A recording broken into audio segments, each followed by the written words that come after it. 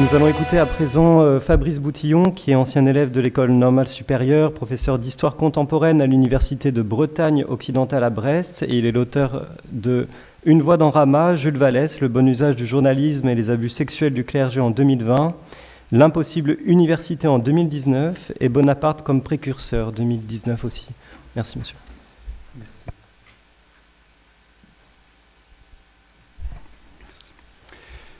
Bon, puisqu'il existe une revue thomiste, il est hors de doute que le thomisme existe aussi.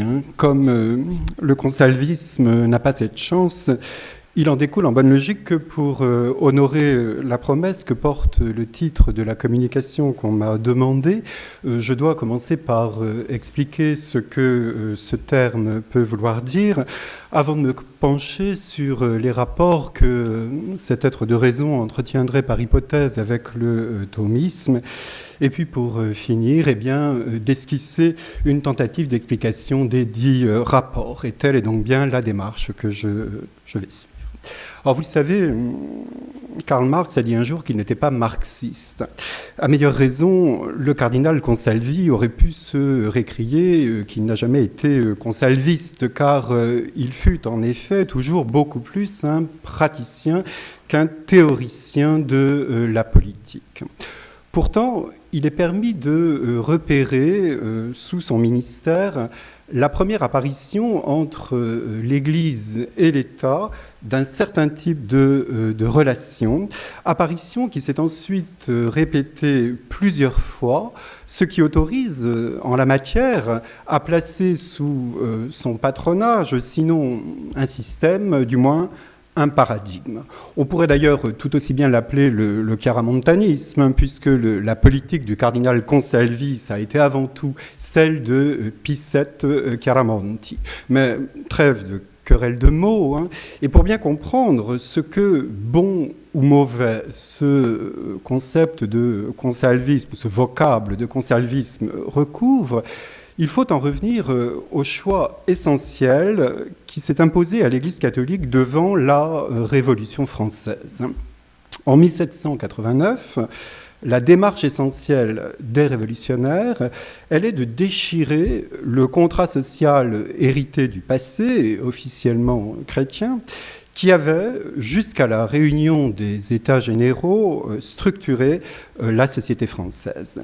Leur but était de mettre à profit l'effondrement de ce contrat ancien pour négocier dans l'égalité politique et la clarté intellectuelle également absolue que ce bon débarras avait permise, un contrat social nouveau qui, adopté par tous les Français, leur permettrait de mener désormais leur vie commune à la lumière adamantine de l'arisme. Et toutes les plus petites sociétés incluses dans la plus grande devaient donc, à leurs yeux, très normalement, se refonder sur la base de ce nouveau pacte qui allait réaménager celle-ci. Et voilà pourquoi la Révolution devait aboutir à un nouveau code civil qui réformerait jusqu'à la famille. Les deux titres auxquels la société ecclésiale aurait pu réclamer un traitement différent étaient, et sont toujours, l'antériorité de sa fondation, non pas seulement par rapport à la Révolution, mais par rapport à la France, et la légitimité qui lui est propre, précisément en conséquence de cette fondation. Mais c'est précisément ce que les constituants ne voulaient pas voir, en force de quoi ils ont décidé, sur le seul fondement de la puissance qu'ils s'étaient arrogée en politique, d'imposer à l'Église, en France, une refonte de son être propre qui allait beaucoup plus loin que telle réforme ponctuelle qu'on pouvait juger à bon droit souhaitable, puisque le mode sur lequel la constitution civile du clergé a été adoptée revenait à proclamer qu'à l'instar de tous les autres corps sociaux présents en France, le fondement de l'Église y était non plus Jésus-Christ, mais le nouveau contrat social sur lequel on affirmait que reposait désormais l'État. Or, devant cette prétention, il n'y a eu pour les catholiques que deux positions possibles qui se sont clarifiées, en particulier lorsque le nouveau régime a exigé que les pasteurs en charge d'âme prêtent serment à la constitution civile du clergé. Première de ces deux positions catholiques devant cette prétention, c'est évidemment l'acceptation. Et ça a été celle donc de Grégoire et de ses associés, mais on aurait tort de croire, comme on le lit trop souvent, que cette position a cessé d'être tenue lorsqu'en la personne de Bonaparte, signant le Concordat, la République a abandonné à son sort ce clergé qui avait choisi de faire reposer l'Église sur la Révolution. Rien n'est moins sûr si l'on considère qu'au XXe siècle, lorsque les révolutions communistes sont venues relayer la française, eh bien les diverses églises vivantes, prêtres pour la paix, clergés progressistes, associations patriotiques des catholiques, etc., fomentées par les démocraties populaires pour affaiblir par voie de schisme les églises catholiques, eh bien, en ont retrouvé l'esprit, sans compter la sympathie plus ou moins prononcée que les diverses nuances de chrétiens de gauche ont pu montrer jusqu'à nos jours pour la personne et pour la politique de Grégoire. Il s'agit bien là d'une tradition, et les traditions ont la vie dure.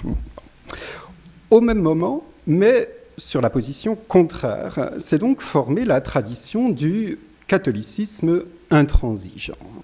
On a beaucoup débattu de ce qui fait son identité, alors qu'en dernière analyse, le plus petit commun dénominateur de ceux qui se reconnaissent en lui est précisément leur refus de transiger sur la légitimité propre à l'Église, qui ne doit rien à l'État, par la raison qu'elle est plus vieille que lui, et d'une, et qu'elle la tient du Christ, et non pas d'une assemblée générale quelconque, fût-elle constitutive, et de deux.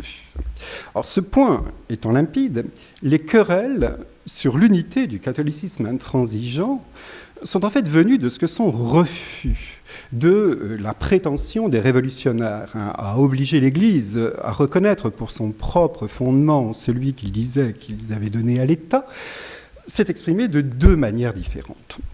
La première en date, que le goût des idéotypes pourrait faire appeler l'intégrisme, oppose à la Révolution un refus si absolu qu'il peut aller contre elle jusqu'au recours aux armes, comme le firent la Vendée au XVIIIe siècle ou au XXe siècle les catholicismes mexicains ou espagnols. L'horreur globale qui s'exprime là pour la Révolution et pour ce qui en est issu finit par ne plus distinguer le combat pour l'Église de celui pour les institutions politiques d'avant 1789, comme le proclamait en Vendée le nom de la Grande Armée catholique et royale. Encore qu'il y ait eu là aussi, c'est vrai, comme une première occurrence du fameux catholique d'abord. Alors bien sûr, ce type absolu de refus catholique de la Révolution est contemporain de la terreur, une terreur dont le premier effet ne pouvait évidemment pas être de pousser ses adversaires à la nuance. Il faut donc que la terreur ne soit plus à l'ordre du jour pour que puisse apparaître un second mode de refus catholique de la Révolution, qui est proprement le consalvisme, et qui n'est pas moins intransigeant que le premier, dans la mesure où il refuse, lui aussi, tout autant, de rien céder sur la légitimité propre de l'Église. Mais le consalvisme bénéficie d'une situation politique totalement différente de celle à laquelle avait dû faire face l'intégrisme. Celui-ci s'était dressé contre une gauche extrême, résolu à employer contre ses ennemis tous les moyens de la terreur. Or, le point à bien prendre en considération pour comprendre la suite est que la chute de Robespierre, qui met un terme à cette période terroriste, n'est nullement l'œuvre de la droite, c'est-à-dire à l'époque des monarchistes. Cette chute de Robespierre, elle est provoquée par un personnel politique, certes désormais effrayé par la conduite des affaires terroristes et qui se donne en conséquence les moyens d'y mettre un terme, mais un personnel qui avait pour être incontestablement républicain, c'est-à-dire dans les catégories de pensée du temps de gauche, cette raison sans réplique qu'il avait lui-même, 1 an et demi plus tôt, voté la mort du roi et que le retour sur le trône du frère de celui-ci le menaçait donc de finir comme Louis XVI avait fini, c'est-à-dire sur l'échafaud. Ces gens-là ne sont donc pas de droite. Ils ne peuvent pas l'être. Mais ils ne sont plus d'extrême gauche. Les thermidoriens constituent ainsi, en toute rigueur de terme, un centre-gauche, et tel est en fait le partenaire nécessaire au déploiement du consalvisme. Car, puisque cette gauche échaudée, si j'ose dire, ne peut ni ne veut plus recourir aux moyens de la terreur, eh bien, il va falloir inventer d'autres outils pour maîtriser cette moitié du corps social qui reste de droite. Et c'est là que le consalvisme peut lui offrir le marché qui fait son identité et qui consiste à lui proposer, à ce centre-gauche, d'échanger officiellement l'abandon par la République de sa politique de persécution contre la renonciation de l'Église au soutien qu'elle apportait jusque-là à la Restauration.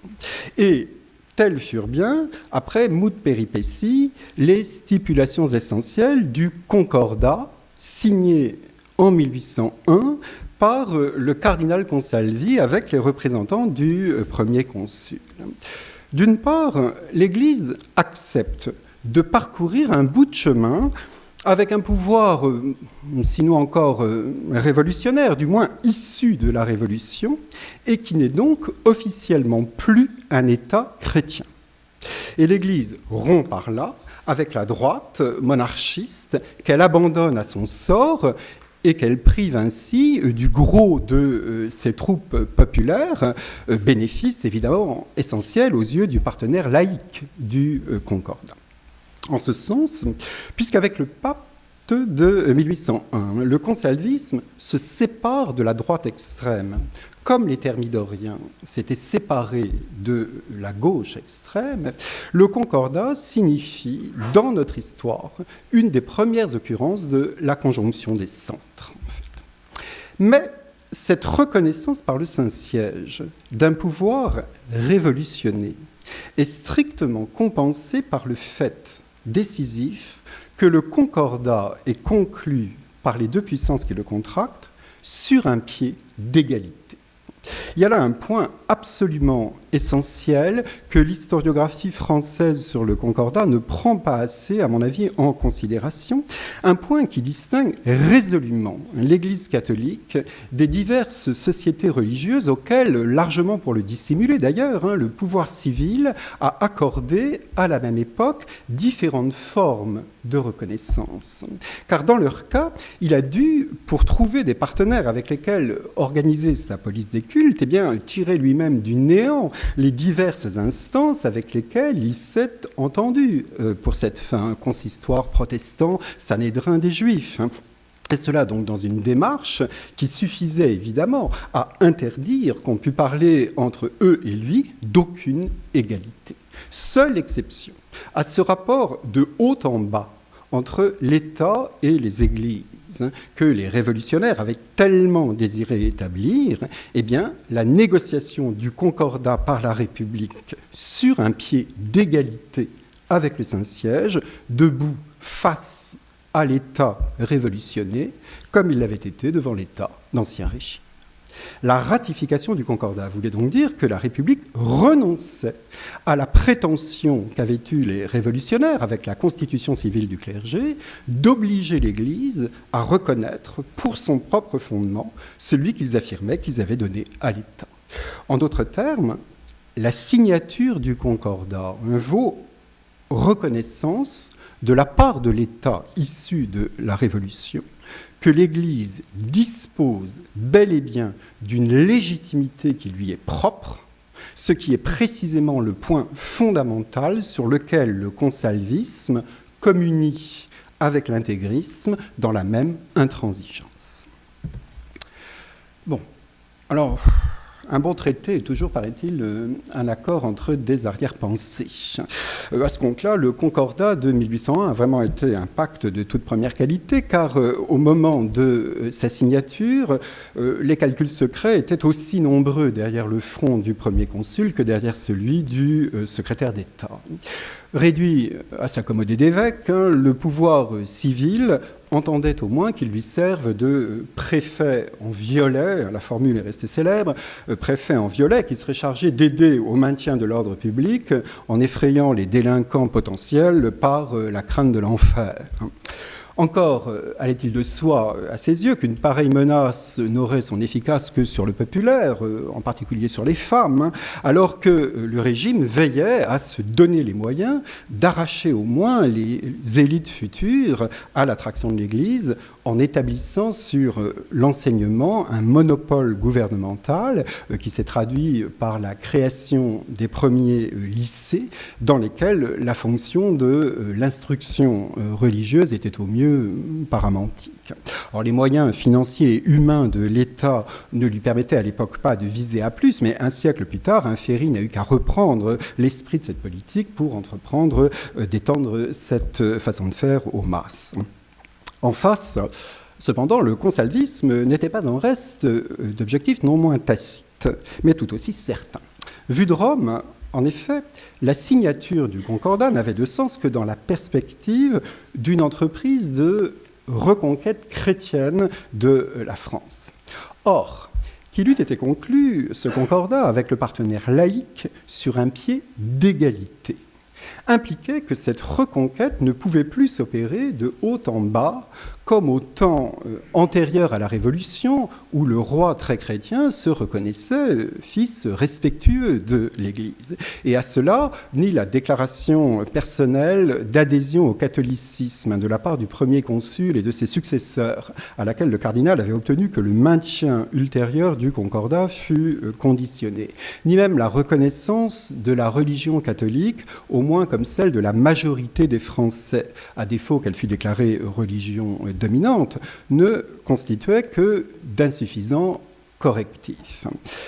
Car certes, l'essentielle égalité des deux contractants du Concordat signifiait, de la part de l'État, la reconnaissance de l'autonomie de l'Église par rapport à lui, il s'en consolait mal, mais en sens inverse, elle entraînait aussi, de la part de l'Église, et elle n'en était guère plus contente, la reconnaissance de l'autonomie du politique.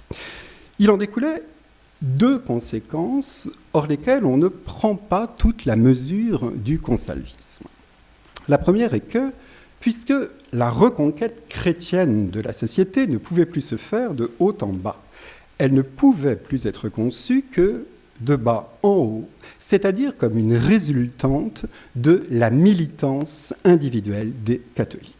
Point de consalvisme sans ce recours à la militance, et voilà pourquoi Pie VII, au nom duquel fut conclu le Concordat de 1801, est aussi le pape par lequel a été rétabli l'ordre militant par excellence, la Compagnie de Jésus.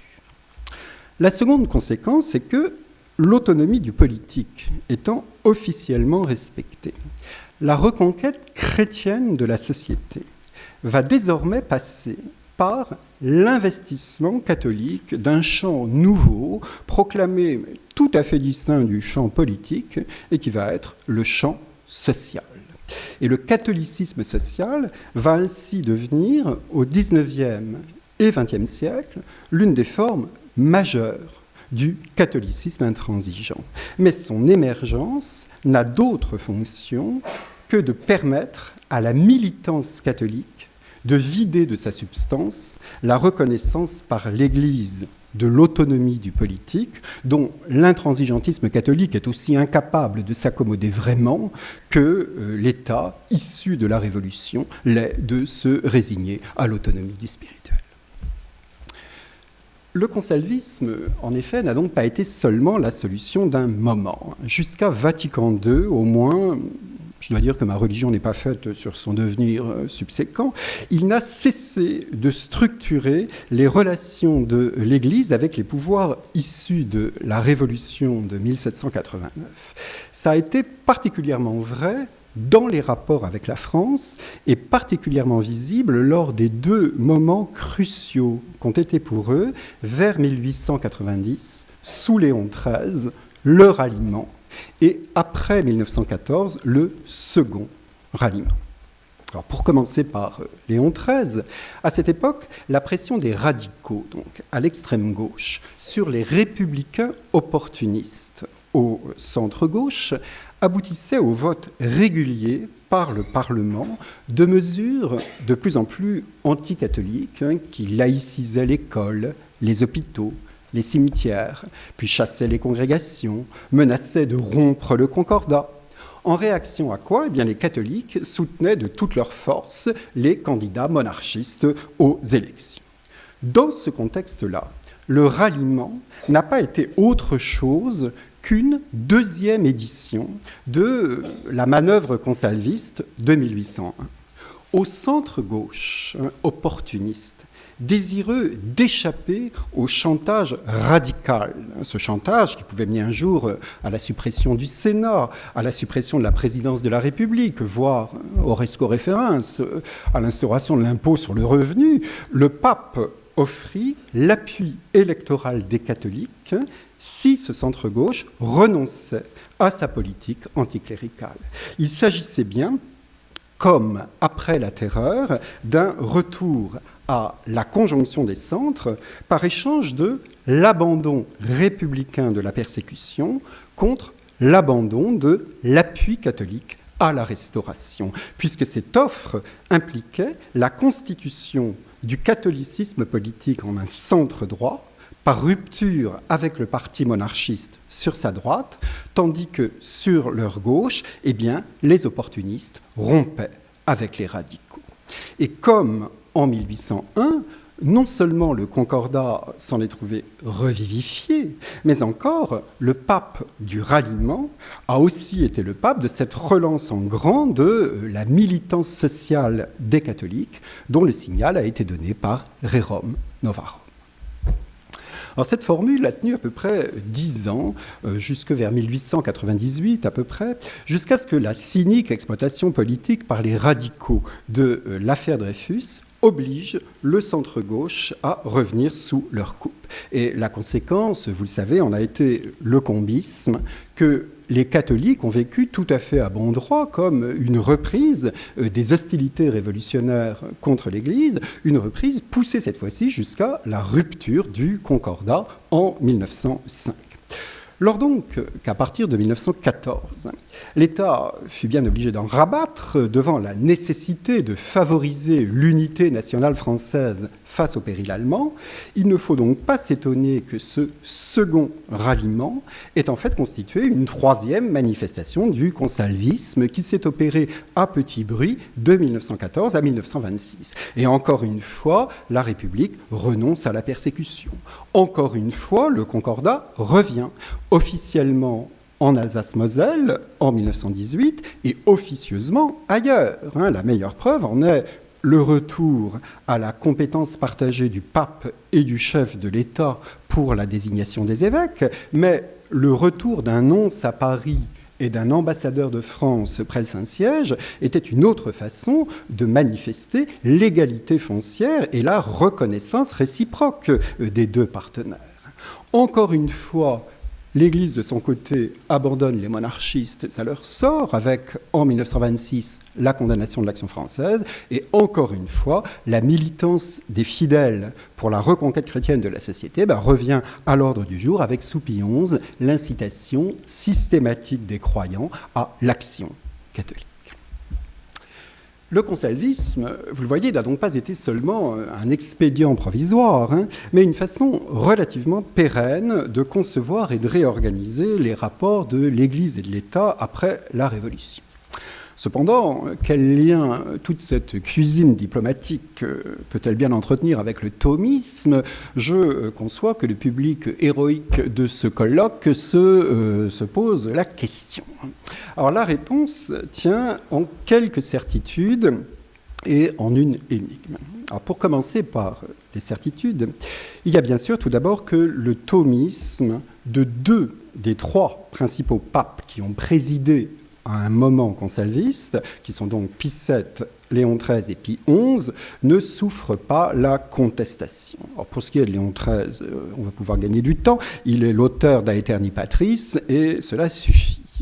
Mais le thomisme de Pie XI ne fait pas davantage question. Non seulement il a publié en 1923 l'encyclique Studiorum Ducem, qui a achevé de faire de saint Thomas l'alpha et l'oméga de la pensée catholique, mais encore jusqu'en 1936, ses principaux textes de théologie politique sont imprégnés de thomisme jusqu'à la moelle, de Quas Primas pour l'institution de la fête du Christ-Roi en 1925, à Quadragesimo anno de 1931 pour le quarantenaire de Rerum Novarum, en passant par Divini Ilius Magistri sur l'éducation chrétienne de la jeunesse en 29 et Casti Connubii de 1930 sur le mariage chrétien. À chaque fois, en effet, l'argumentation qui justifie sous la plume de Pie XI que l'Église intervienne dans les affaires sociales repose sur cette idée que elle et l'État constituent deux sociétés parfaites, c'est-à-dire qui disposent, chacune dans son ordre, des moyens de servir leurs fins propres et qui, en conséquence, sont autonomes l'une par rapport à l'autre. Toutefois, il est explicite que la fin ultime que sert l'Église, le salut des âmes, étant d'ordre spirituel, elle est supérieure à celle que poursuit l'État, qui n'est que le bien commun temporel. Eh bien, le lien avec le consalvisme me paraît dès lors évident. L'autonomie réciproque des deux sociétés parfaites justifie la signature du concordat sur un pied d'égalité entre les deux partenaires. Mais la supériorité ultime de l'Église par rapport à la société civile, fondée sur celle du bien spirituel par rapport au bien temporel, justifie quant à elle la volonté catholique de reconquête chrétienne du social au moyen de la militance des fidèles. On ne peut donc pas, me semble-t-il, s'agissant des liens entre le consalvisme et le thomisme, parler seulement d'une rencontre. Il y a de l'un à l'autre quelque chose de plus, analogie, parenté, décalque, comme on voudra. Or, cela peut s'expliquer assez aisément si l'on remonte jusqu'aux origines du thomisme. Alors qu'il soit bien clair que je ne prétends vraiment pas du tout en être spécialiste, mais je crois savoir que le thomisme est quand même assez largement né de la nécessité pour l'Église de trouver une réponse à la renaissance de la raison autonome qu'entraîna au Moyen-Âge la redécouverte par la chrétienté de la pensée d'Aristote. Saint Thomas a voulu à la fois lui faire sa part et maintenir au-dessus d'elle et de la philosophie la dignité supérieure et de la foi et de la théologie. De là, donc, chez lui, cette conception de la grâce et de la nature, dont on a parlé plusieurs fois ici, comme bien distinctes l'une de l'autre, la première n'annulant pas la seconde, mais elle la complète, et de quelque manière, elle la surplombe, elle la dépasse. Or, si on admet qu'à la fin du XVIIIe siècle, la Révolution aussi a été en politique une expression du rationalisme en espèce de celui des Lumières, il apparaît dès lors comme assez logique que, face à elle, le consalvisme ait repris le mouvement essentiel du thomisme. Aux exigences de la raison, il fait leur part, et c'est la reconnaissance concordataire de l'État issu de la Révolution de 1789, mais en visant à le maintenir par ailleurs ou à le reconduire sous contrôle ecclésial, et c'est le recours à la militance des fidèles pour refaire chrétienne la société. En force de quoi, il est non moins logique que les papes consalvistes aient également été des papes thomistes. Alors cela, qui est clair, laisse donc en revanche entière une énigme dont je n'ai pas le fin mot, mais dont je puis toutefois énoncer les termes. Les voici. Dans quelle mesure le thomisme proprement dit a-t-il effectivement pesé en 1801 sur l'élaboration romaine du consalvisme? Car d'une part, on peut à bon droit nourrir le sentiment que cette élaboration a été avant tout la résultante des purs rapports de force qui existaient alors entre l'Église et l'État, tels que les avait établis le double échec de la Vendée et de la Terreur. Rien là-dedans qui fut d'abord d'ordre intellectuel. D'autre part, il est de fait que Consalvi était plutôt un empirique qu'un dogmatique, à l'instar de tous les diplomates vraiment dignes de ce nom, primum vivere deinde philosophari. Bon. Enfin, la grande renaissance du thomisme, pour autant que j'y connaisse quelque chose, m'a l'air d'avoir quand même été largement postérieure à 1801. Les soirées de Saint-Pétersbourg de Joseph de Maistre, qui ont été, à ma connaissance, la première œuvre de la Weltliteratur à faire l'éloge de la somme théologique, après que Voltaire, dans son Micromégas de 1752, l'avait ravalé au rang d'un pur et simple objet de risée. Les soirées de Saint-Pétersbourg datent ainsi de 1821, donc bien après le Concordat, même si le passage auquel je pense peut être de 1809. Donc il y a là des objections qui ont du poids et auxquelles je n'ai pas de réponse, sauf à former le vœu que des auteurs plus graves que moi se penchent un jour sur la question. Tout au plus avancerai-je à la rigueur l'idée que peut-être le poids antérieurement acquis par la pensée de saint Thomas dans la formation du clergé catholique en général et du personnel romain en particulier, peut suffire à expliquer que dès 1801, et de manière, si j'ose dire, réflexe, le thomisme ait été la matrice intellectuelle du consalvisme. Merci.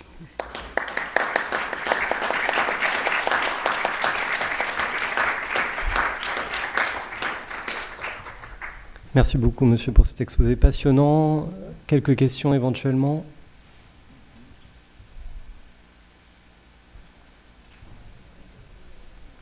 Comme disait Monseigneur Bruguès hier, pas des questions trop difficiles.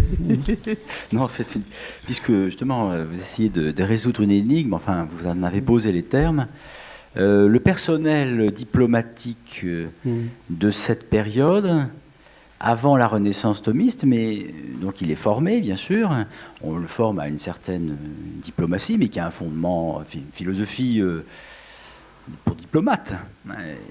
Est-ce que dans les manuels ou ouvrages romains, c'est à saint Thomas qu'on fait référence ? Je n'en sais rien. Ou est-ce que c'est de l'augustinisme, pur et simple ? Je ne sais pas. C'est plutôt au père Pelletier qu'il faudrait poser la question. Au père Pelletier, qui a fait un très beau livre sur théologie et politique à Rome au moment de la Révolution française. Lui pourrait peut-être vous répondre mieux que moi. Philippe Boutry, peut-être également. Ce que je pense, c'est que même si le thomisme, à cette époque-là, est à l'état peut-être de ruine intellectuelle, c'est quand même ou réduit à l'état d'une scolastique qui est très éloignée de saint Thomas. Il y a quand même un fond qui subsiste et qui peut-être peut nous expliquer cela. Peut-être, vous voyez, mais vraiment, ma science ne va pas plus loin. Peut-être un petit ajout et aussi une autre piste de réflexion. Je me demande, pour résoudre un peu l'énigme, s'il ne faudrait pas regarder du côté des Monarchia de Dante. Parce que les papes le citent énormément. Et donc c'est un certain infléchissement du thomisme, parce que ce n'est pas du tout la doctrine de saint Thomas. Mais je me souviens dans Étienne Gilson, quand il fait son ouvrage sur Dante, s'étonne lui-même que les papes reprennent cet enseignement de Dante comme si c'était la position de Thomas, où l'autonomie de l'État et de l'Église est beaucoup plus appuyée que chez Thomas, qui refuse dans une certaine mesure cette autonomie quand le bien spirituel est en jeu. Et je pense que peut-être qu'il y a une source aussi finalement non plus thomiste, mais finalement dantesque dans cette affaire. En tout cas, ce qui est frappant, c'est que quand on parle de la formation intellectuelle de Chiaramonti, on rappelle qu'il avait fait acheter l'encyclopédie, vous voyez, par son abbaye. Donc on a tendance à le présenter comme un représentant du catholicisme des Lumières, ce qui n'est sans doute pas faux, vous voyez. Mais il me semble que, justement, dans la politique qu'il adopte à l'égard de la France, tout ne peut pas s'expliquer simplement par ça. Il y a autre chose.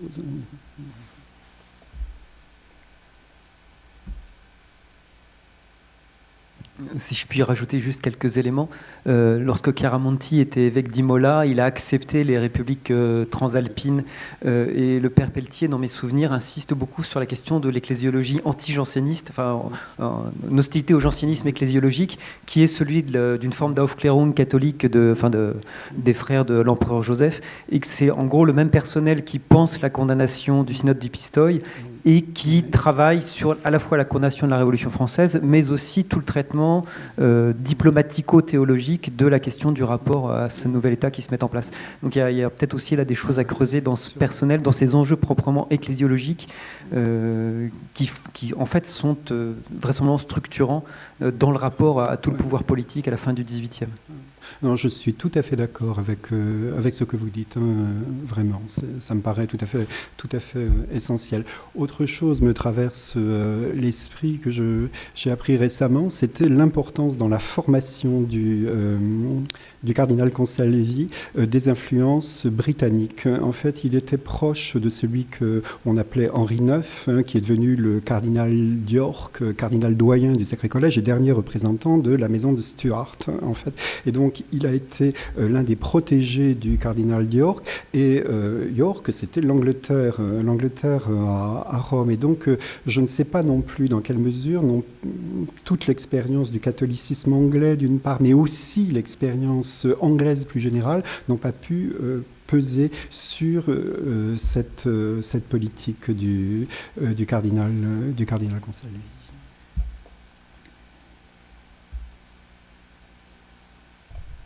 Eh bien, puisqu'il n'y a pas d'autres questions, nous allons pouvoir faire une petite pause bien méritée dans les temps. Merci beaucoup. Nous reprendrons vers à moins 20, 15h40.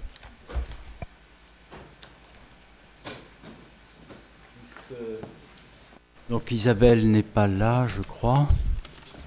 Vous avez à l'entrée, mais je le redirai à plusieurs reprises, des programmes pour le concert en l'honneur de Saint Thomas qui aura lieu demain soir, donc jeudi soir à 20h à Saint-Exupère. Vous en avez des exemplaires que j'ai tirés à l'entrée. Donc vous êtes tous invités à honorer Saint Thomas, non seulement en allant vénérer ses reliques, mais en venant à ce concert qui est assez remarquable, me semble-t-il. Enfin, vous verrez au programme, à partir de 20h, jeudi, en l'église Saint-Exupère.